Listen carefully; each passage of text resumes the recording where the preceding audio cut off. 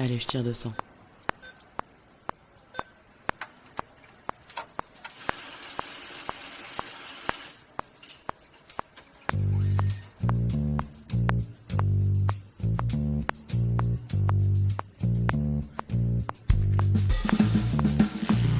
Fric, thune, Pognon, oseille, la moula, risby, Salaire, honoraire, prime, pension de retraite, Livret A, héritage, assurance vie, impôt, déduction, investir, bitcoin, crédit, intérêt, SCPI, plan d'épargne action, PER, travailler, se marier, se paxer, ou vivre en union libre, fonder une famille, épargner, acheter un appartement ou une maison.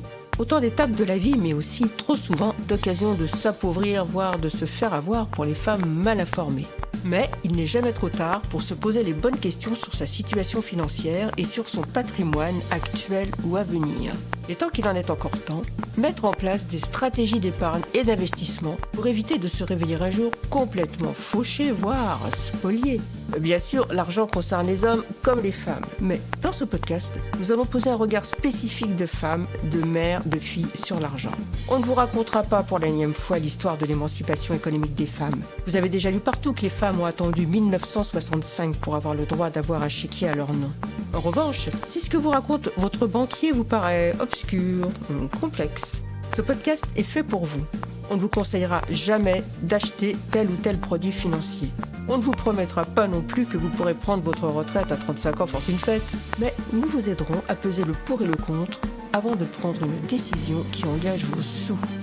Je suis Corinne Goldberger, journaliste. Tous les 15 jours, avec Thierry Oyon, auteur de Les filles osons parler d'argent, nous répondons avec pédagogie et sans tabou aux questions que se posent les femmes de toute génération sur leur argent, avec nos expertes et nos experts. Comme le dit souvent Thierry, pensez d'abord à votre peau. Alors maintenant qu'on s'est dit tout ça, parlons cash les filles. Combien tu gagnes ? Qui pose facilement ce genre de questions au début d'une rencontre amoureuse, et même quand la relation commence à durer. On le sait, parler d'argent au sein du couple hétéro, n'est pas si facile. L'autre peut croire qu'on est intéressé, avide, bassement matérialiste. Parler d'argent au début d'un couple, c'est pas très romantique. Ça peut casser l'ambiance. Mais arrive un moment où il faut bien parler gros sous. De l'argent du loyer ou du futur crédit de la maison, des dépenses pour le quotidien, pour les enfants. Qui paye quoi pour faire tourner la baraque ? Pour financer les vacances, compte commun ou pas ? Pas facile de mettre la question sur la table. On nous a tellement serinés que quand on aime, on ne compte pas. Il faudra aussi se demander qui décide des stratégies d'épargne et de placement dans le couple ? Qui contrôle les dépenses de la famille et comment ? Les deux ou un seul ? Et qu'est-ce qui se passe dans le couple quand le fonctionnement du couple désavantage l'un des deux sur le plan financier, patrimonial ? Qu'est-ce qui se passe dans le couple quand l'un des deux, c'est souvent la femme, est dépendant de l'autre sur le plan financier, même quand elle travaille ? Quelles sont les conséquences de ce déséquilibre sur la relation de couple, sur son intimité ? Pour parler du rôle de l'argent dans le couple, nous recevons Margot Théroux, sexologue clinicienne engagée dans la lutte contre les violences économiques. Bonjour Margot. Bonjour Corinne. Et Thierry d'ailleurs. Bonjour Margot, bonjour Corinne. Bonjour Thierry. Et merci d'être avec nous. Alors, avant de vous poser nos questions, puisque vous êtes engagée dans les violences économiques, vous pourriez nous dire précisément qu'est-ce que vous appelez les violences économiques ? Alors, les violences économiques, ça fait partie des 6 violences que l'on connaît et dont on recense en France. De tête, il y a les violences physiques, les violences psychiques, les violences verbales, les violences administratives. Et il y a également les violences économiques. Et les violences économiques, en fait, ce sont toutes ces choses que les femmes vivent au quotidien, parfois sans même s'en rendre compte, et c'est ça qui est triste. Et ça peut être l'emprise d'un conjoint très souvent masculin sur leurs dépenses, il va contrôler ce qu'elles font, l'argent qu'elles dépensent, et parfois même va les empêcher de travailler pour éviter qu'elles gagnent de l'argent. Le but, c'est de créer une prison dorée, de faire en sorte qu'elles ne puissent pas s'en échapper. Alors, avant de poursuivre, vous vous rappelez une interview que j'avais faite il y a peut-être 3-4 ans de Guillaume Richard, qui est le PDG de WeCare. WeCare, c'est une entreprise qui fournit des auxiliaires de vie et qui est engagé lui-même contre le travail au noir des femmes, et qui m'avait raconté qu'il s'était rendu compte que dans les femmes, dans ses salariés, parmi ses collaboratrices, ses salariés, il y avait un certain nombre de femmes qui travaillent au noir parce que c'est le mari qui force la femme à travailler au noir. Alors, pas pour WeCare, mais quand elles sont embauchées, qui faisait tout pour qu'elle travaille au noir, pour qu'elle reste dépendante de lui. Et c'est souvent d'ailleurs corrélé avec des violences physiques. Ouais. Et donc, je vous pose ma première question. On entend encore souvent dire que l'argent est un sujet tabou dans les couples. J'aimerais qu'on creuse ce tabou. Qu'est-ce qui est tabou précisément et pourquoi? Qu'est-ce que ça cache, ce tabou? Alors déjà, il faut recontextualiser un petit peu. Là, je vais vous parler de la France, puisque moi, mes connaissances et mon étude portent sur la France, ce qui est bien évidemment très différent dans des pays anglophones avec une culture protestante où, de base, le rapport à l'argent est sensiblement très différent. En France, fille aînée de l'Église, séparée en 1905, on porte en nous finalement ces stigmates de cette culture judéo-chrétienne où l'argent était tabou. C'est-à-dire que, alors, il y a finalement un rapport assez ambivalent. L'argent, quand il était redistribué, c'était faire charité. Par contre, l'argent pour profiter, c'était quelque chose d'extrêmement tabou. Donc, finalement, en fait, on porte en nous 1700 ans de culture judéo-chrétienne où on a cessé d'entendre et de dire que l'argent était quelque chose de sale, que c'était associé au vice. Et donc, forcément, aujourd'hui, on est les réceptacles de tout ça. Qu'est-ce qui se passe lors de la formation du couple pendant cette phase de séduction? En fait, même si on ne parle pas d'argent au début, chacun se fait des réflexions, on se fait des constats et on les garde pour soi, pour lui, pour elle. Par exemple, c'est quoi ses études, son métier? Est-ce que ses perspectives d'évolution professionnelle et salariale vont être à la hauteur de mes espérances? Est-ce qu'il est locataire? Est-ce qu'il est propriétaire? Et puis, c'est toujours les mêmes qui paient le resto, le cinéma. Et est-ce que depuis le début, on partage ou pas? Ou alors, chacun paye à son tour et puis il y a la famille de l'autre. Il y a un futur patrimoine qui attend. Il y a celui qui est obligé d'aider ses parents. Et tout ça, c'est des sujets qu'on aborde rarement au début. Et est-ce qu'il y a une trame à mettre en place? Qu'est-ce que vous pensez de ça? Effectivement, en fait, ce dont vous parlez, c'est ce qu'on nomme, nous, en sexologie, le contrat implicite. C'est-à-dire, ce sont toutes ces petites choses qui vont créer les bases du couple, qui invite au resto, quand on sort, quels sont les endroits qu'on fréquente, etc. Et ce qui est intéressant, c'est qu'au début d'une relation, on ne veut pas trop perdre la face par rapport à son ou sa partenaire. Donc, si c'est des endroits qui sont trop chers, pas assez chers, qui sont des endroits où on a l'habitude de fréquenter, au contraire, des choses qui sont très étranges à nous, à ce qu'on a l'habitude de faire. Et généralement, la question de l'argent vient quand? Lorsque le couple devient couple au sens de l'INSEE, c'est-à-dire lorsque le couple va vivre ensemble. Et un couple au sens de l'INSEE, c'est des personnes qui vivent de façon ininterrompue pendant 6 mois. Voilà. Et donc, il faudrait d'ores et déjà parler de la question de l'argent. Alors, peut-être pas au début de la relation, parce qu'effectivement, c'est peut-être un peu trop tôt au bout du 3e rendez-vous. Au fait, alors moi, je suis cadre, je gagne tant, et toi? Voilà. Ça peut en effrayer certaines, en se disant, mon Dieu, on est sur quelqu'un qui est très tourné sur l'argent. Ou américain, parce que...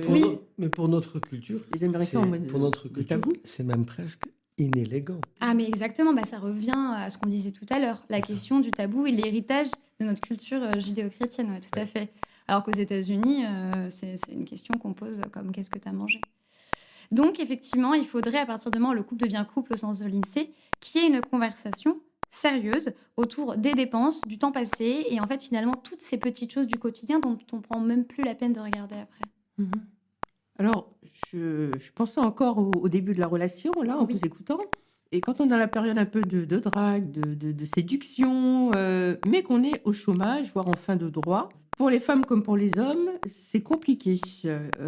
J'avais exploré cette situation dans une enquête Marie-Claire où j'avais pris la mesure de l'humiliation, aussi bien pour les hommes, mais que pour les femmes aussi d'ailleurs. Hein, parce que on ne peut pas inviter au restaurant, on ne peut pas partager, on n'ose pas dire tu veux vraiment aller dîner là, c'est pas un peu cher, non? T'as vu le prix? Donc, est-ce que vous voyez des femmes qui souffrent de cette situation, qu'elles soient elles au chômage ou que ce soit le nouvel homme de leur vie est au chômage, en fait, n'a pas de revenus? Est-ce que vous voyez des femmes qui mettent fin à la relation à cause du chômage? Alors, non, je ne rencontre pas des femmes en consultation. Par contre, il y a des statistiques qui sont faites tous les 15 ans sur les pratiques et les sexualités en France, qui s'appelle « Études et genres et pratiques de la sexualité en France », publiées par Bajos et Boson, qui démontre que l'impact du chômage chez les hommes et chez les femmes dans la qualité érotique est très différente. Un homme qui est au chômage aura une chance sur 3 d'avoir des baisses de désir. Et c'est intéressant à le savoir. Oui. Là où chez les femmes, ce qui va provoquer des baisses de désir, c'est plus une surcharge au travail. Oui. Ça, par contre, je le vois en consultation. Les femmes qui sont débordées au travail, clairement, le désir et leur vie érotique et intime se placent en dernière de leur to-do. Et par contre, effectivement, chez les hommes, c'est vrai que ça a des conséquences directes sur leur qualité de leur vie érotique. Pourquoi ? Parce que depuis, bien que cette loi ait été abrogée en 1970, par rapport à l'idée d'un chef de famille, aujourd'hui encore des hommes, et même dans la tradition, dans la famille, dans la culture, on pense que c'est l'homme qui doit tout porter. Et donc, à partir du moment où il ne remplit pas son rôle de chef de famille, dans les couples hétérosexuels, j'entends, il y a tout qui s'effondre, sa virilité y compris. Et donc, quel est le meilleur endroit de l'expression de la virilité ? L'érection et la baisse de désir. D'accord. Donc, c'est un problème d'atteinte à sa virilité, Ouais, à son identité d'homme. à son identité. Parce que, encore une fois, c'est... je veux dire, il n'y a pas de... Le fautif, c'est la société, finalement. C'est les constructions, c'est le monde dans lequel on est. Donc, alors, quand on s'installe pour vivre ensemble, il y a souvent des déséquilibres qui s'installent parce que personne n'ose aborder frontalement la question des revenus, du partage, des dépenses. Donc, on a parlé de ce tabou qui persiste, mais la question, c'est pourquoi est-il si difficile de changer ses habitudes et de briser ces tabous ? En fait, pourquoi c'est plus facile de dire on baise que partageons équitablement les charges parce que c'est moi qui paye toutes les dépenses quotidiennes, bref. Pourquoi l'argent dans ce couple est-il encore plus tabou finalement que le sexe ? C'est hyper intéressant ce que vous dites parce que faites l'exercice autour de vous. Demandez aux personnes la nature et les pratiques de leur rapport sexuel. Elles sont beaucoup plus à l'aise pour vous répondre que si vous leur demandez combien elles gagnent. C'est vrai. Donc véritablement, voilà, je sens des têtes qui acquiescent et je ne dirai pas qui. Ouais. Encore une test auprès de vos amis. Voilà, non, mais c'est vrai, c'est-à-dire qu'aujourd'hui, c'est hyper tabou. Et il y a une phrase que j'aime bien dire en consultation, c'est que pour moi, l'argent, dans les discussions difficiles dans le couple, c'est la plus facile des conversations difficiles. En fait, c'est-à-dire que l'argent est là, et en fait, il sera là à l'emménagement du couple, mais à toutes les étapes. S'il y a un enfant, il va falloir discuter. Est-ce qu'on fait un conjoint pour l'enfant ou pas ? Quand on prend en charge. Ensuite, il va y avoir les écoles, l'éducation. Et s'il n'y a pas d'enfant, on achète ensemble ou pas ? Il y a aussi le sujet de monsieur qui prend en main ses ambitions et qui demande à madame de décélérer pour pouvoir continuer à monter. Ah oui, non, mais ça, c'est dramatique. En plus, aujourd'hui, il y a encore un homme sur 6 qui pense que, selon le rapport du HCE, donc du Haut Conseil à l'égalité homme-femme, que seules les femmes peuvent s'arrêter de travailler pour prendre en charge Pas les hommes. Voilà, comme si c'était quelque chose de inné. Non. Alors, puisqu'on parle de ça et qu'on ouvre un peu cette conversation, Ouais. dans ma pratique, j'incite les couples à faire ce que j'appelle le rendez-vous patrimonial annuel. Pourquoi je fais faire le rendez-vous patrimonial annuel ? Parce que, comme vous disiez, il y en a un qui gagne plus que l'autre, peu importe lequel, mais celui qui permet à l'autre de gagner plus, à un moment donné, doit être compensé dans le couple, parce qu'il permet à l'autre de gagner plus. Et ça, c'est mon grand slogan, c'est faites un rendez-vous patrimonial annuel. Et le deuxième conseil, c'est on peut, à l'intérieur du couple, compenser une perte de richesse à son conjoint ou à sa conjointe. C'est excellent. C'est exactement ça, c'est excellent. Et je pense que cette idée de rendez-vous patrimonial, je vais la garder. Je me permets. Moi, c'est vrai que j'ai mis un protocole. Thierry Oyon. Bah, bien sûr. Moi, j'ai développé un protocole, entre guillemets, en 4 étapes. Le premier, c'est déjà de dédramatiser avec cette phrase « L'argent est la plus facile des conversations difficiles ». Oui. J'ai mon beau-père qui dit que l'argent est un très bon serviteur et un très mauvais maître. Je pense qu'on devrait toutes l'avoir C'est en tête. intéressant. Ouais. Le deuxième, c'est alors analyser son héritage financier, mais financier émotionnel, dans le sens où analyser son rapport à l'argent. Parce qu'on vient toutes et tous de familles De famille. très différentes. Et quand bien même on vient de la même classe sociale, le rapport à l'argent est très différent. Parce qu'il y a des familles qui se sont faites tout seules, d'autres qui ont hérité, d'autres qui ont des biens, d'autres qui sont partis de zéro. Et donc ça m'est arrivé très souvent effectivement d'avoir des couples, même classe sociale dans les faits, mais des histoires patrimoniales et du coup un rapport à l'argent très différent. Ensuite, effectivement, le troisième conseil, c'était d'organiser un rendez-vous en dehors de l'appartement pour parler de l'organisation financière, mais du quotidien, clairement. Alors, on se rejoint totalement, Thierry, avec le rendez-vous patrimonial annuel. Et enfin, effectivement, agir et de mettre des solutions faciles à mettre en place du quotidien, comme au prorata du salaire et des choses comme ça. Moi, je suis contre l'égalité salariale, mais plus pour l'équité salariale dans Oui, le couple. bien sûr. L'égalité, vouloir faire 50-50, indépendamment des revenus. Bah, s'il y en a un qui gagne 6 000 euros, 7 000 euros, et l'autre, l'autre 2 000, on va pas... ça sert à rien. Mais C'est pas la un- même chose de mais mettre c'est le 500 euros tous les mois Mais c'est le sur un piège. compte joint. C'est un piège. C'est le piège de celui qui gagne plus. Le piège de celui qui gagne plus, c'est d'une certaine manière mettre en place de la violence en imposant à l'autre un niveau de train de vie qu'il ne peut pas tenir.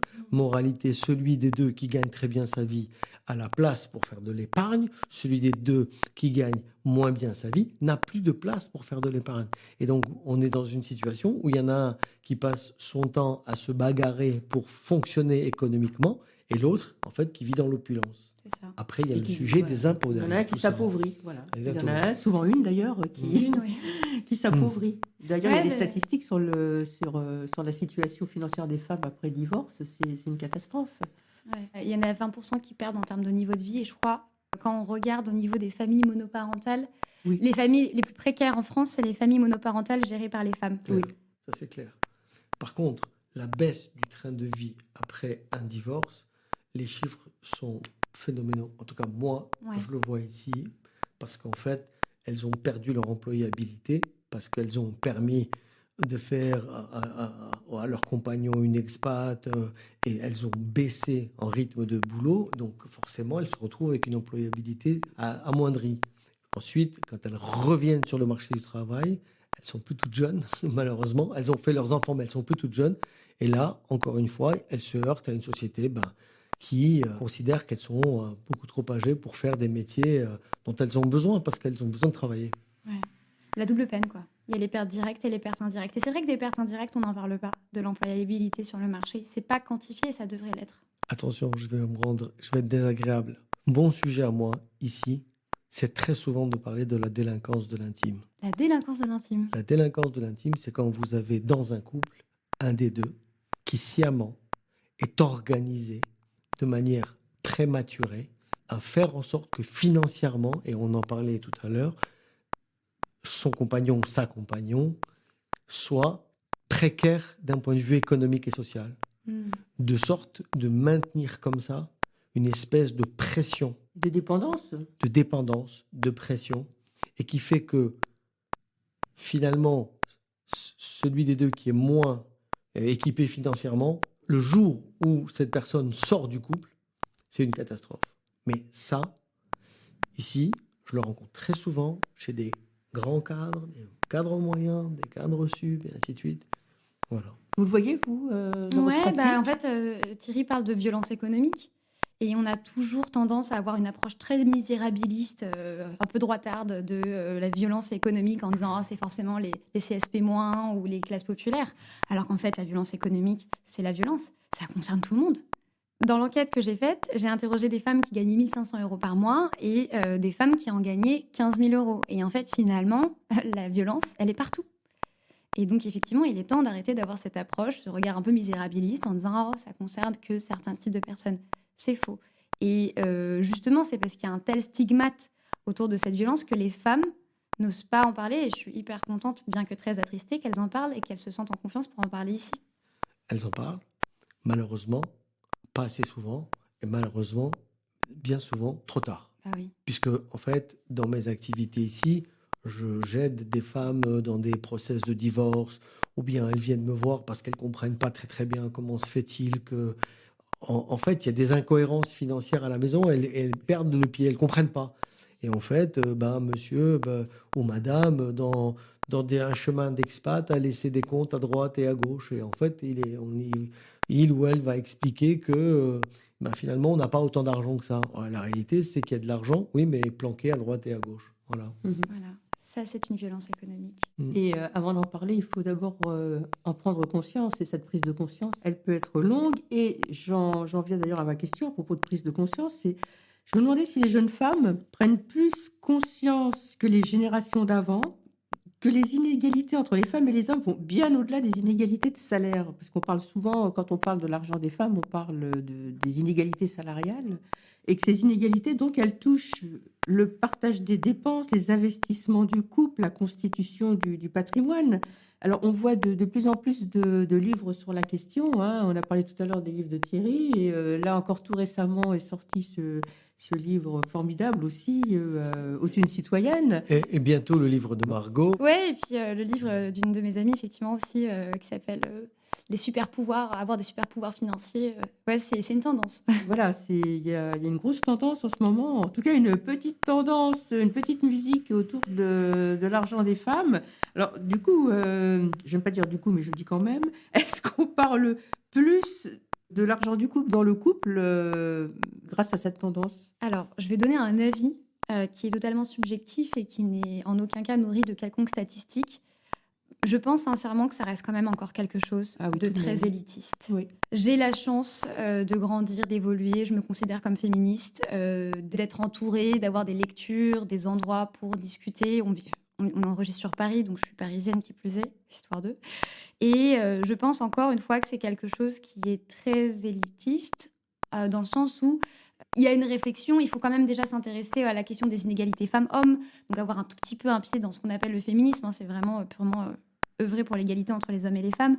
Ensuite, il faut prolonger la réflexion et s'intéresser au patrimoine qui pendant très longtemps, et même l'argent, était quelque chose qui était exclusivement masculin. Donc, les livres comme ceux de Thierry, ceux de Héloïse Boll et d'Insaf, ceux de Hélène Gerby et ceux de Lucille Quillet qui a sorti Oui, aussi. l'année dernière le prix à payer, et Lucille Peytavine qui a sorti, elle, Le coût de la virilité, sont des livres qui sont nécessaires. Et l'avantage des livres, c'est qu'ils sont nationaux et tout le monde peut y accéder. Mais faut-il encore avoir l'envie et de faire ce premier pas d'y aller? Et quand j'entends encore parfois parler sur cette notion du chef de famille, je me dis qu'il y a encore du travail. Donc j'ai l'impression que les choses avancent très doucement, que c'est peut-être un microcosme. Je ne sais pas ce que vous en pensez, Thierry. Alors moi, la semaine dernière, Ouais.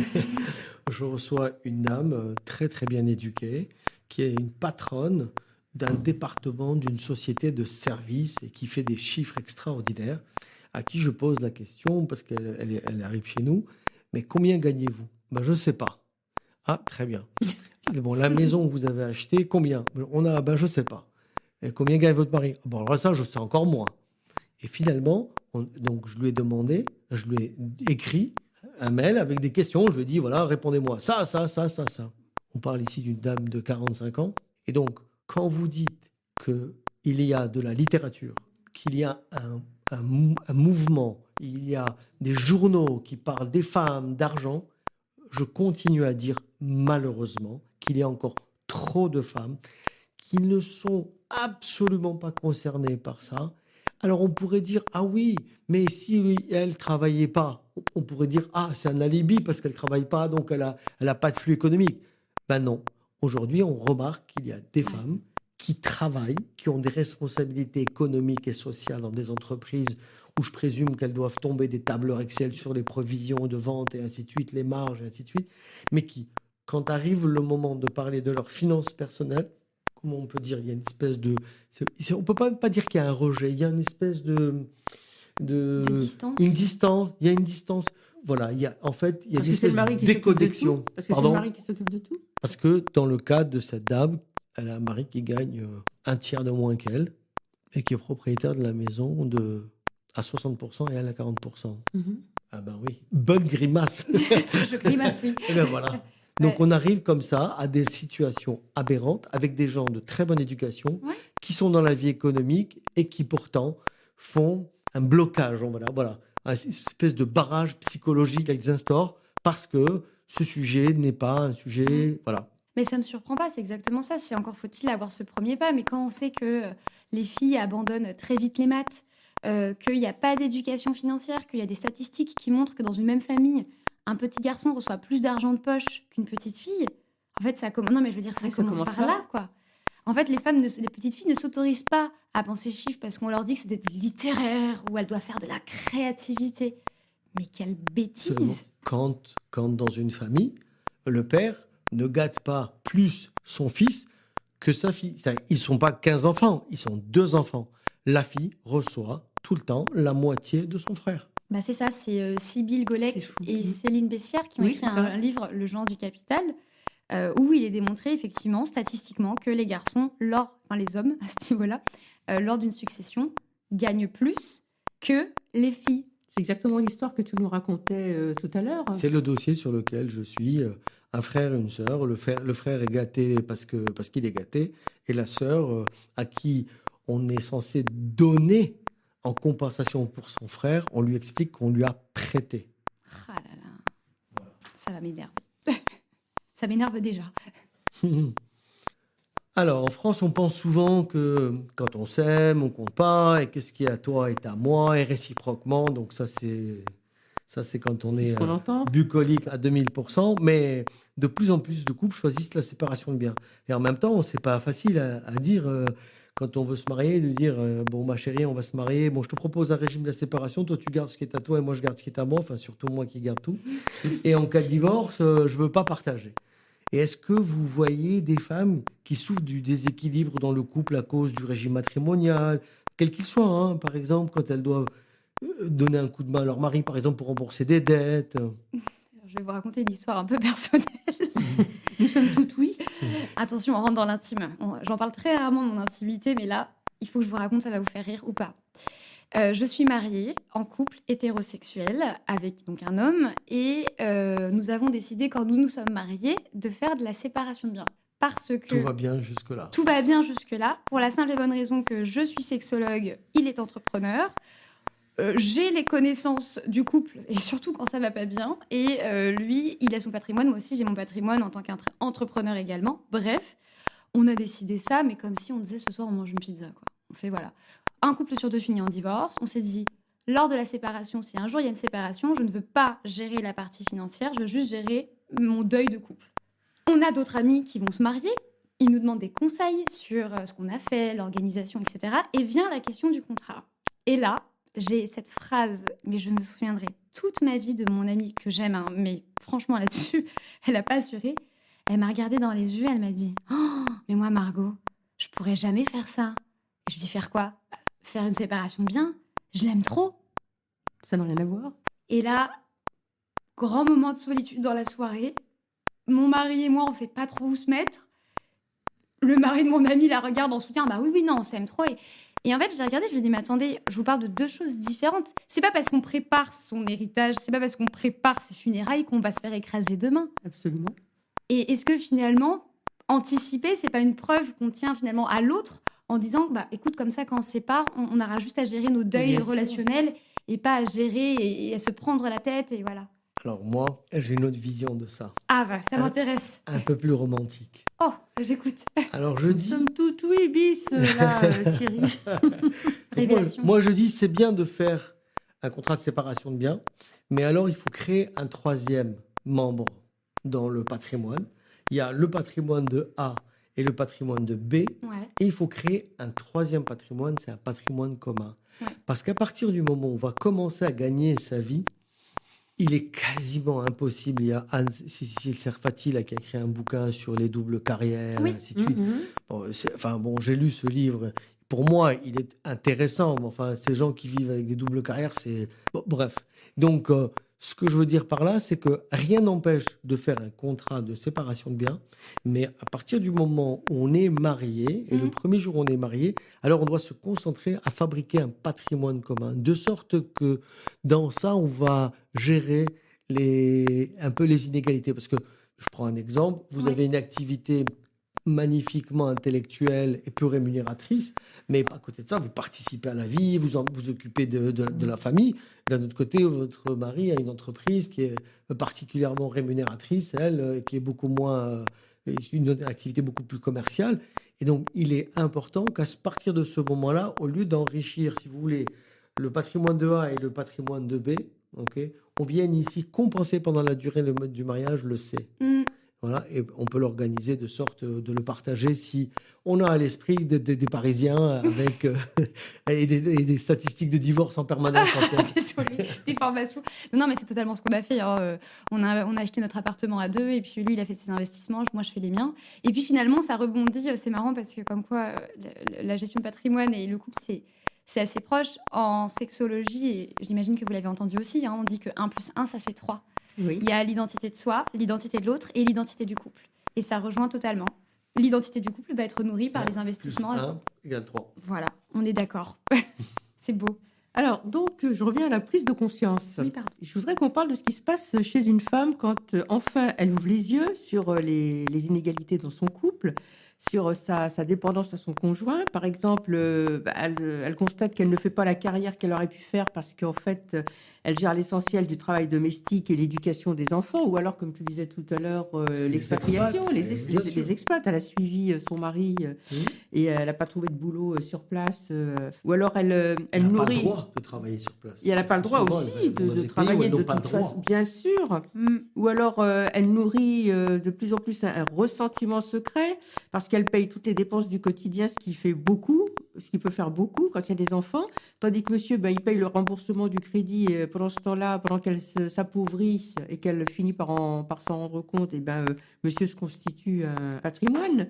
Alors je me demandais, et vous êtes sexologue, quelles sont les conséquences sous la couette de cette prise de conscience muette ? Les non-dits en matière d'argent sont-ils un puissant tue l'amour et tue désir ? Vous avez un petit peu donné déjà un début de réponse tout à l'heure, mais j'irai même plus loin.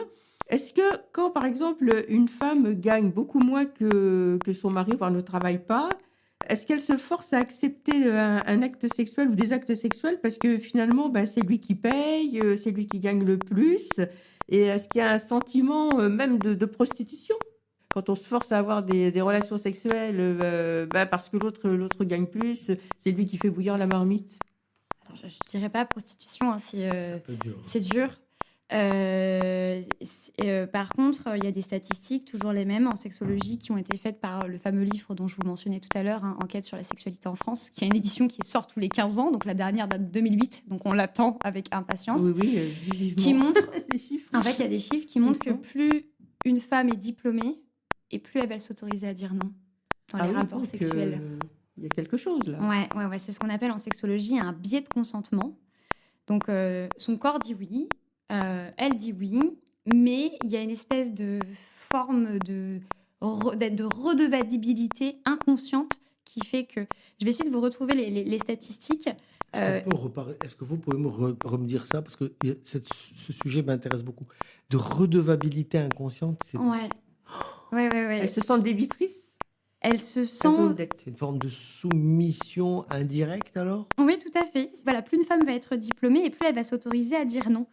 Petite statistique, 16,9% des femmes âgées entre 35 et 49 ans sans diplôme déclarent qu'il leur arrive souvent d'avoir des rapports sexuels sans en avoir envie. Donc en gros, il y a 2 femmes sur 10 qui ne sont pas diplômées qui ont des rapports sexuels non consentis. Et ce chiffre tombe à 7,4% pour les femmes qui ont un diplôme supérieur à Bac+2. Et donc peut-être qu'elles sont diplômées et que sans doute elles ont de meilleurs revenus. En fait, c'est ça, c'est plus diplômées, plus autonomes financièrement. Les femmes disposeraient de ce qu'on appelle des capitaux sociaux pour négocier ce qui se joue dans les rapports sexuels. Le problème, c'est que inconsciemment, il y a cette idée que les femmes doivent répondre à leur devoir conjugal qui n'existe plus sur le plan légal. Mais apparemment, il existerait encore. Plus en train de se battre. inconsciemment. Ouais, mais voilà, il existe sur le plan inconscient. Et donc, en fait, les femmes qui sont diplômées, qui ont un bagage académique de niveau supérieur, ça leur permet d'avoir plus de pouvoir et donc de se sentir plus libre de refuser un acte sexuel. C'est de la redevabilité sexuelle. De la redevabilité sexuelle. Ouais. Je sens que ça va être le mot de la soirée là, qui nous aura marqué. Non, mais il y a aussi cette notion de pouvoir dans le couple, indirectement par l'argent, quoi.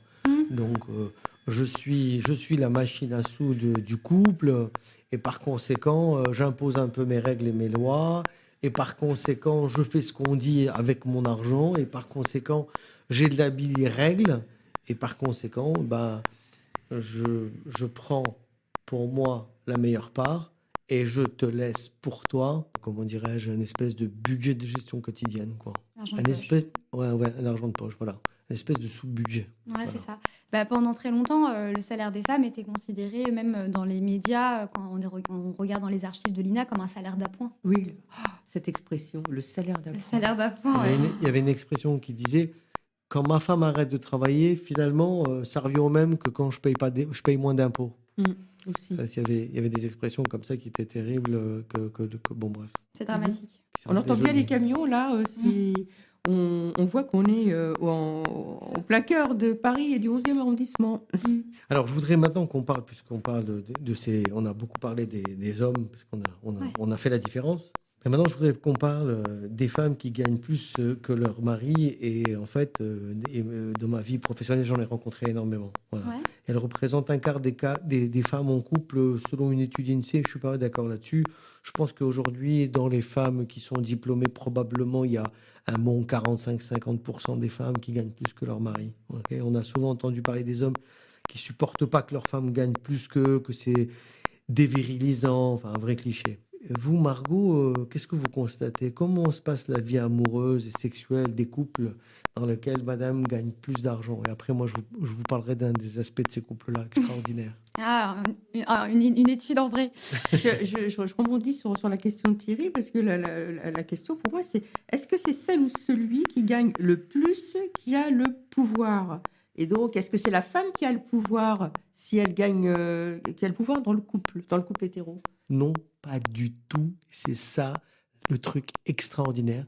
Elles gagnent plus que leurs hommes et elles créent un espèce de levier pour mettre en valeur leurs hommes. Et elles ne se comportent pas comme si elles gagnaient plus que leurs hommes, puisqu'en général, dans les exemples que j'ai vus et vécus, elles arrivent avec leur belle rémunération, elles les posent sur la table, elles demandent à leur homme de les aider à gérer ça.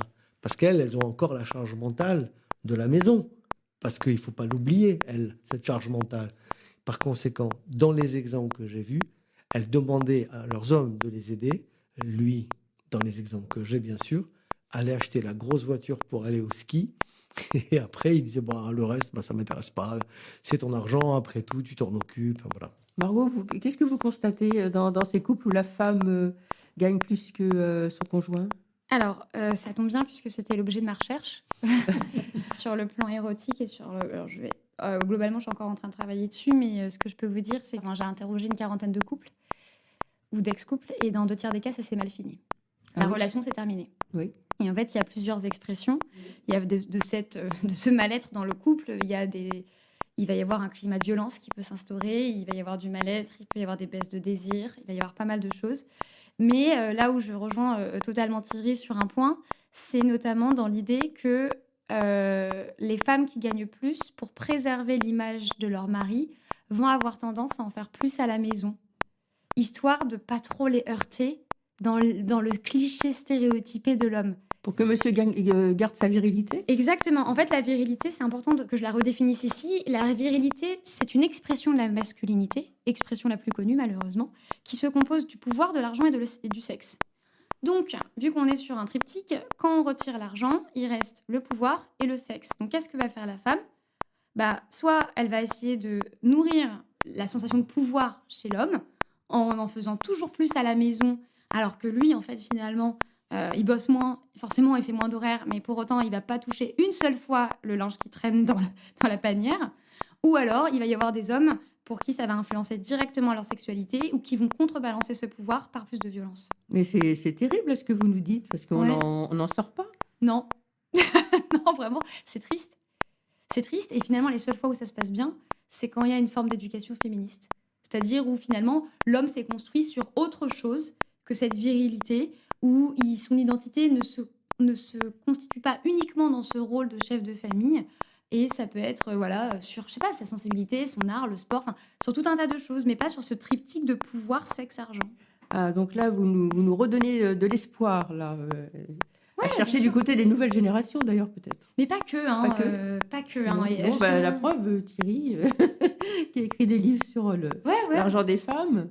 Non, mais moi, ce que je veux ajouter par rapport à ce qu'on vient de dire, et ça, c'est très, très important, c'est que, en fait, quand j'ai rencontré des couples dans lesquels monsieur gagnait beaucoup d'argent, il y avait, pour reprendre votre expression, la virilité, le pouvoir et le sexe. Et dans l'expression du pouvoir, c'est de dire je vais investir comme ça, on va faire comme ça, t'inquiète, c'est moi qui vais le faire. Quand c'était la femme qui gagnait de l'argent, plus d'argent que lui, arrivait forcément dans mes discussions la question du couple. Comment va votre couple? Pas terrible. Bon, alors donc, c'est quand même vous qui amenez tout cet argent. Est-ce que vous voulez investir avec votre mari ou est-ce que vous voulez investir toute seule? 100% des cas, les femmes ont répondu avec mon mari. Alors que dans des situations de couple qui fonctionnent bien, qui sont récents, si jamais je laisse la porte ouverte d'1 millimètre à un mec qui peut me dire je voudrais investir seul parce que c'est mon argent, je suis foutu. Si j'ai pas bloqué la porte, je suis foutu. Il va aborder cette question. Et il va aborder cette question d'autant plus que... Et il va investir seul. Il va investir seul. Il a le désir, le souhait, le pouvoir de le faire. Après, c'est un peu mon job par ma sensibilité, parce que je ne refuse ce genre de situation. Mais si jamais je laisse faire, c'est sûr qu'il investit seul. Ouais. J'ai une de mes amies qui fait des conférences en entreprise sur le leadership et l'audace, qui s'appelle Laura Le Sueur, et qui, dans le cadre, je l'ai interrogée, et qui me dit exactement ce que vous me dites, c'est-à-dire, ok, elle gagne plus, mais ensuite, encore faut-il qu'elle s'autorise à assumer, comme on dit, un grand pouvoir implique de grandes responsabilités. Et généralement, en fait, ok, elles ont gagné plus d'argent, mais elles se font toutes petites. Parce que... À la maison? Ouais, à la maison. Parce que si elles avaient 2 personnalités, alors une, non? Non. Non, mais même quand elles ont des rendez-vous, effectivement, en banque, elles demandent à leur mari de les accompagner avec des conseillers de gestion patrimoine, exactement ce que vous racontez. Elles demandent à ce que leur mari les accompagne parce qu'elles ont peur de rien comprendre. Alors que c'est des nanas qui gèrent des millions, qui sont au top d'entreprise, qui manient le risque mieux que personne. Et pour autant, dès qu'il s'agit d'elles, il y a cette espèce de biais qui revient et voilà. Et elle freine. Et donc, à la banque, elle joue quelque part la petite chose fragile Non, elle joue. Je pense pas qu'elle joue. Non, elle joue pas. En demandant la protection et le conseil du non, conjoint. c'est juste qu'elles ont besoin d'être rassurées parce qu'elles s'en sentent pas capables. Ah oui, elles ne se sentent pas capables, pas légitimes. J'ai entendu ici, dans ce cabinet, parler de maltraitance. C'est-à-dire que moi, j'ai une cliente qui m'a demandé d'aller avec elle dans des banques privées, c'est pas la peine de donner le nom, parce qu'elle considérait qu'elle était maltraitée. Et en réalité, ces banques en question avaient soi-disant des organisations féminines, mais donc, cette dame, elle a une culture scientifique, c'est un ordinateur, elle est méga intelligente, et ainsi de suite. Et la façon dont elle a traité avec condescendance sur son argent, et qui n'était pas un peu d'argent, qui était beaucoup d'argent, à un moment donné, elle a arrêté d'aller dans les banques, elle a suspendu tout. Et bon, par un concours de circonstances, on s'est rencontrés, un livre, machin, une rencontre. Et donc, quand je l'ai accompagnée dans les banques, qu'on sortait de là, elle me remerciait, elle me disait « Vous voyez, il ne me parle pas comme il me parle quand je suis seul. Vous voyez, il ne me traite pas comme il me traite quand je suis seul. » Et maintenant, on a rétabli des relations avec les banques et toutes les banques savent que je suis là. Voilà. Et donc, ça a changé les rapports de la banque à la cliente, qui, en passage, pour une très grande banque super privée, avait fait une très grande bêtise, surtout à son avantage, la banque. Il y avait pas... Donc voilà, quand je suis arrivé et que je leur ai mis le doigt sur le truc, sur le sujet qui était pas très élégant, tout a changé. Ouais, mais c'est triste. Bien sûr. Non, mais c'est pas triste. C'est du paternalisme. Enfin, c'est triste. Oui, c'est le mot. C'est une forme de paternalisme. C'est une forme de paternaliste, quoi. En fait, reprenons les choses. Mais qu'est-ce qu'un banquier? C'est juste un commerçant. Qu'est-ce qu'un commerçant qui va vendre des produits beaucoup plus chers que les autres et qui ne sont pas forcément du niveau de qualité, de la qualité des produits? Eh ben, c'est un commerçant qui n'est pas très honnête, qui n'est pas très régulier, qui n'est pas très droit, qui n'est pas très éthique. Eh ben oui, on rencontre malheureusement des gens qui se permettent ça dans des situations de... On ne va pas dire de faiblesse, c'est pas de l'abus de faiblesse, il y a des situations dans lesquelles il y a des gens qui profitent de la situation. Malheureusement, dans le sujet de l'argent et avec les femmes, il y a des gens qui sont encore là. Oui, mais ce que je disais, c'est que je trouve ça triste qu'il a fallu que vous accompagniez votre cliente pour qu'elle soit prise au sérieux. Mais ce que vous racontez, même sans tomber dans les hautes sphères, au quotidien, je vais à la banque toute seule. Le ton qu'on emploie pour me parler, c'est pas le même que quand il y a mon mari. Et quand il y a mon mari, il le regarde dans les yeux et pas moi. Ah oui, c'est fou. Alors qu'on achète à deux. Ah oui, c'est dingue. Non mais attendez, c'est une blague. En fait, moi, je vais mettre de l'argent aussi. Hein, donc, Coco, si tu ne me regardes pas dans les yeux, je vais aller voir une autre banque qui sera OK pour juste me regarder dans les yeux. Je demande juste ça. Hein. Je ne demande pas le petit café Nespresso avec les macarons. Hein.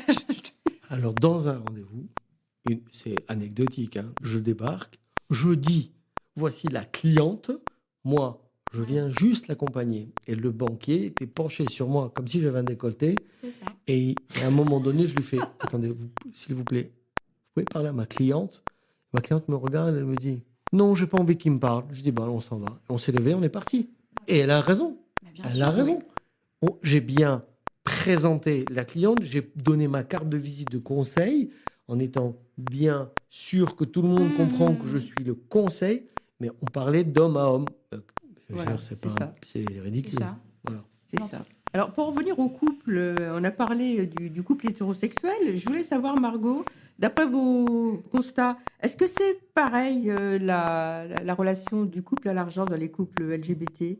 Non. Est-ce qu'on parle plus facilement d'argent? Alors ça, je sais pas. Il y a Ça, j'en plus sais rien. d'égalité? Par contre, je peux vous dire que les femmes dans les couples homosexuels ont des carrières qui avancent plus vite et gagnent plus d'argent que les femmes hétérosexuelles. J'ai écrit un post récemment qui s'intitulait « Les femmes en couple et hétérosexuelles, de points grandes perdantes sur l'échiquier des salaires » avec un point d'interrogation. C'est un post qui a suscité beaucoup d'émotions et de réactions. Tout simplement parce que, selon l'INSEE, dans une étude, les salaires perçus par les femmes en couple hétéro sont de 16 700 € en moyenne, 29 000 € pour le monsieur, avec un écart de 42%. Là où on sait que les moyennes nationales pour équivalent temps plein sont de 9%. Et donc, je me suis interrogée, je me suis dit, tiens, ça se passe comment chez les femmes homosexuelles? Et je suis en train de chercher des statistiques dessus. Mais dans ce que je vois, il semblerait, conditionnel bien sûr, mais que clairement, elles n'aient pas du tout ces problématiques-là. Qu'elles gagnent autant, plus, et qu'elles s'en sortent mieux que les femmes hétérosexuelles. Donc l'hétérosexualité serait mauvaise pour nos finances. Non, mais c'est une question de disponibilité. Enfin, je veux dire, on sait bien que dans des secteurs de l'industrie, on préfère. Il y a des secteurs de l'industrie dans lesquels on veut recruter que des homosexuels pour la disponibilité, pour les expatriations. Oui, aussi, c'est vrai. Elles peuvent avoir des enfants, les femmes. Surtout, là, je parle des femmes lesbiennes. Hein. Ouais. Donc, alors, en plus de ça, c'est la discrimination. Alors ça, mon Dieu. Mais clairement, on n'aime pas ça. Mais surtout que là, on parle de 2 femmes. Donc, il y avait une étude américaine qui disait que le premier plafond de verre des femmes, c'était surtout leur couple hétéro. Je trouve ça génial. Alors, toutes célibataires, toutes lesbiennes, pour être sûre d'avoir à peu près un peu d'équité dans son couple. Franchement, ouais. Franchement, ça interroge, ça interpelle. Hein. Statistiquement, oui, ça fait peur. Quand on voit la reproduction des modèles, le poids du patriarcat, les violences économiques, qui, comme vous l'avez dit tout à l'heure, je vais rebondir un peu dessus, mais dans une violence physique faite aux femmes, dans 20% des cas, il y a de la violence économique. Oui, c'est corrélé. C'est corrélé. Donc en fait, je veux dire, autant être seul, quitter vos mecs et rester seul, quoi. Ouais, c'est un appel à la révolution. Bon, alors, après l'appel à la révolution de notre amie Margot, je voulais juste qu'on parle des couples dans lesquels les revenus étaient similaires. Ah oui. Comment ça se passe sous la couette pour les couples qui ont des revenus à peu près identiques et qui, à un moment donné, divergent ou convergent parce qu'il y en a un qui a reçu un héritage et l'autre pas d'héritage. Finalement, économiquement, il y en a un qui décroche par rapport à l'autre. Un couple de jeunes profs, par exemple. Ou entre autres. Voilà. Entre autres, moi, j'ai qui gagnent la même chose oui, j'ai rencontré ma première expérience d'une éditrice. En fait, ils étaient pacsés, ils avaient à peu près les mêmes revenus, tout allait bien, jusqu'au jour où il hérite. Elle va chez le notaire avec lui, elle dit « Je suis ma compagne », on la met dehors. On lui dit « Non, madame, vous êtes la compagne. Ici, il n'y a que les femmes mariées qui sont là. » Hop, on la met dehors. Et puis après, lui, il vient et lui dit « Bon, alors, pour l'ISF, on partage comment ?» Elle lui dit « Mais non, l'ISF, c'est ton patrimoine et c'est pas le mien. » Et bon, le couple, après, c'est... Ouais, effectivement, dans les couples pour qui c'est une situation changeante, c'est très compliqué parce que, comme je vous disais tout à l'heure, on parle de contrat implicite. Alors là, pour le coup, c'est un contrat explicite. Mais quand il y a une bascule de revenus qui va influencer les revenus du couple dans un sens comme dans un autre, effectivement, ça vient, ça perturbe tout le monde. Ça vient remettre les cartes sur table. Donc là, effectivement, j'imagine que sur le plan de la sexualité, ce ne sont que des suppositions. C'est très complexe. Après, dans les couples qui gagnent la même chose, j'ai envie de vous dire, c'est comme tout le monde, quoi. Il y a des hauts, il y a des bas. Il y a des fois où ça s'envoie en l'air gaiement et d'autres un peu moins, et c'est OK. Enfin, c'est la vie. Alors, je voulais qu'on parle des familles recomposées. Oui. J'ai le sentiment que c'est encore plus compliqué. Vous me direz si je me trompe ou pas. Hein. J'ai l'impression que c'est encore plus compliqué de parler d'argent dans les couples, pour les femmes, dans le couple recomposé, dans la famille recomposée. Parfois parce que le conjoint ou le concubin a une partie de ses revenus qui part en pension alimentaire, voire en prestations compensatoires. Il peut avoir des crédits toujours en cours, qui datent de son premier couple, des dettes. Il y a aussi des enfants d'un premier mariage qui peuvent voir leur belle-mère comme une profiteuse. Et puis, en cas de décès, ils lui feront peut-être pas de cadeaux. Il y a l'oncle de la première épouse qui, en cas de décès, souvent a plus de droits que la nouvelle conjointe, surtout quand le deuxième couple est en union libre ou pacsé sans testament. Qu'est-ce que vous constatez, vous, Margot, chez les femmes qui sont en famille recomposée ? Alors, j'ai pas eu de cas comme ça, en fait.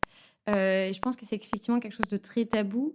Je pense que c'est déjà des familles qui n'ont pas le temps d'aller voir une sexologue, clairement, entre toutes leurs obligations familiales, primaires et secondaires. Donc, je sais pas. Là, j'avoue, j'ai aucune idée. J'imagine que c'est encore plus compliqué, parce que plus on rajoute des intervenants dans une prise de décision, plus, de toute façon, c'est bien connu, c'est compliqué. Mais alors, j'avoue, ce ne sont que des suppositions. Alors, peut-être que Thierry, vous pourrez nous éclairer là-dessus, vous, de votre constat. Toi, parmi tes clients, Moi, je ne peux pas parler de sexualité des couples recomposés, mais D'argent, en tout cas. mais d'argent, en tout mais cas. l'argent, Non, juste, oui. En fait, effectivement, le sujet dans les couples recomposés, c'est chacun des deux arrive avec un morceau de patrimoine qu'il a finalement réussi à récupérer d'un divorce. Et puis après, toute la question se pose de le peu de patrimoine que j'ai ou le patrimoine que j'ai, je veux le consacrer à mes enfants, je veux en aucun cas me remarier ou en aucun cas faire des projets de long terme parce qu'on ne sait pas. On a déjà vécu une expérience qui s'est pas finie très heureuse. Enfin, voilà. En tout cas, la complexité, c'est très complexe l'argent dans les couples recomposés. Alors donc moi je voudrais aborder une dernière question. C'est le sujet de ces femmes qui sont retraitées aujourd'hui ou qui vont l'être bientôt et qui globalement vont avoir des toutes petites retraites parce que elles ont des carrières hachées, parce que elles ont travaillé avec leur mari gratuitement pendant des années et est-ce que vous en étant déclarées ou pas déclarées, mais enfin bon, en étant toujours mal payées, est-ce que vous voyez encore ces femmes qui refont cette même erreur et qui se rendent disponibles corps et âme sans penser à leur retraite finalement parce qu'elles ont obéi à un mari, à des injonctions sociales? Oui, parce que effectivement, pour rebondir sur ce que je disais tout à l'heure, quand on est capable de me dire dans mon cercle proche, j'ai 30 ans, non mais nous on partage tout, on s'aime trop, etc. Il y a encore cette dimension sacrificielle de l'amour et cette espèce de reproduction inconsciente du schéma familial hétérosexuel où en fait les femmes s'oublient de toute façon. Et déjà qu'elles ne pensent pas à l'argent, mais alors la retraite, et l'argent qu'elles vont gagner à la retraite, c'est encore loin, c'est trop loin. De toute façon, elles n'ont même pas le temps d'y passer en fait, vu qu'elles s'occupent de tout. Donc je le vois et ça me fait peur. C'est cette notion de les femmes s'oublient, sur laquelle il faut insister. C'est vrai parce que moi je les vois quand elles arrivent ici, des femmes très intelligentes qui ont organisé des carrières pour des grands consultants, des grands patrons. Ces femmes se sont oubliées. Et un jour, quand elles se réveillent, elles découvrent l'ampleur du désordre. Et qu'est-ce que c'est que l'ampleur du désordre ? Tous les immobiliers qui ont été achetés sont au nom de monsieur. Et un monsieur propose à madame une chambre de bonne pour aller finir sa vie, un truc, une horreur. Il y a, déjà, il y a Titu Lecoq qui a sorti son livre bien évidemment connu, Le couple et l'argent, où elle parle effectivement de la théorie du pot de yaourt. Et il y a eu une série de podcasts qui, moi, m'a bouleversée sur France Inter, qui parle de ces femmes qui ont grandi dans des prisons dorées tout au long de leur vie et qui se sont faites lâcher du jour au lendemain dans ce cliché pour une femme plus jeune et qui se retrouvent sans rien. Voilà.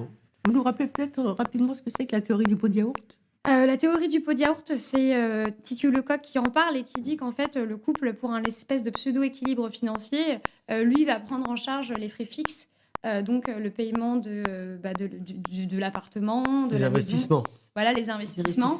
Et les femmes vont prendre, dans les couples hétéros, toutes les charges du quotidien. Et en fait, ce qui se passe, c'est qu'en fait, lorsqu'il y a une séparation... Enfin, je ris, mais c'est dramatique. Hein, c'est vraiment pas un rire de moquerie, mais c'est un rire de fatigue. Un rire triste. Un rire triste, sourire voilà. triste.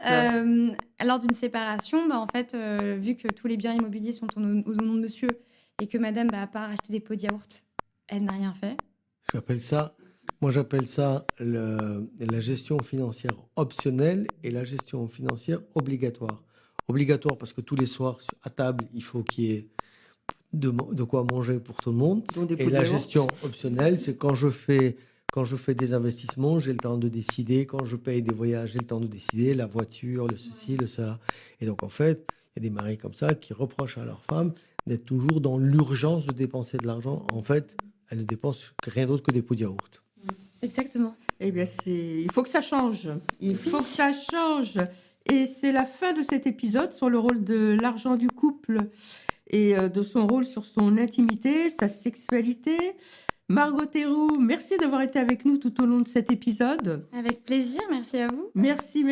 Nous recommandons votre site margot-théroux.fr, je l'ai bien dit. Ouais. Et votre compte Instagram où on peut vous suivre. Merci à nos auditrices et à nos auditeurs d'avoir écouté cet épisode.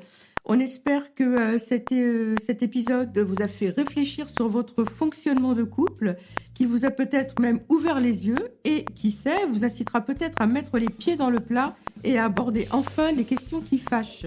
Et si cet épisode vous a plu, n'hésitez pas à le partager à partir de votre appli Spotify ou Apple Podcast ou Deezer, entre autres. Abonnez-vous à notre podcast et n'hésitez pas à nous laisser des commentaires et des étoiles. Vous pouvez retrouver les conseils de Thierry dans ses livres. Les filles osons parler argent chez Duno, coécrit avec Catherine Lotte-Vernet, et aussi L'argent au féminin, coécrit avec toujours Catherine Lotte-Vernet et aussi Sophie Mufang.